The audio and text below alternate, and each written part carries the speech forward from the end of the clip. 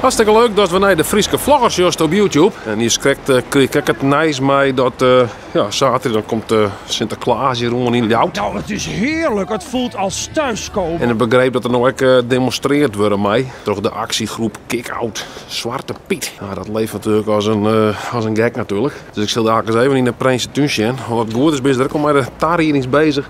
Van die intocht.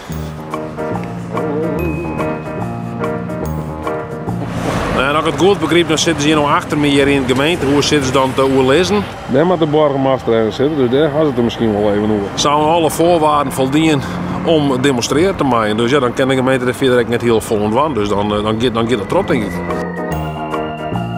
Zo ben je dus al hekken aan het zetten. Om de mensen in te houden. Ik denk dat het voor de demonstranten is. Het zijn de demonstranten, maar gewoon de mensen achter de hekken te houden. Ik vanuit.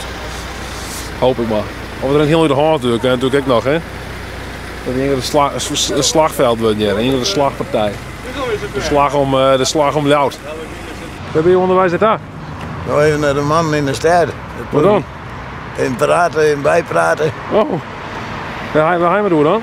Nou, alles wat in de stad gebeurt en vooral nou sneuren hoe die beweging hier in de Prinsen. Ze mogen demonstreren, hè. Wij weten met die rotzooi. Ze ben hier, ze doen je slag en ze ben je gratis komen.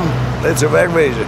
Maar waarom staan deze hekken? Dus gewoon, er moeten mensen achter staan dan? Ja, precies. Dan heeft hij vrije doorgang, dus dan kunnen ze er mooi achter staan. Dus Okay. verder niet voor rare demonstraties of zo. Niet dat ik weet. Dus, nee. Ik zal het omgeworden. Ja, dat is jouw mening worden. Maar de oorman dan, die denken dat ik zo hoor. Ja, de meesten wel. Ja. Er zit een peer tussen, maar die ben wat gelovig. Oh. En die ben daar wat oorzonders. Maar hoe zou dat, als je gelovig bent, dan denk je daar oors hoor? Nou ja, het ben mensen, zei ze. Oh ja.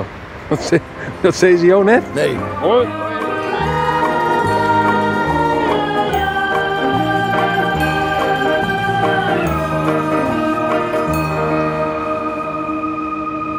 Vond je het leuk filmpje? Door een toen omheen was meer zien. Abonneer je dan op de Friese Vlogger. Geweldig.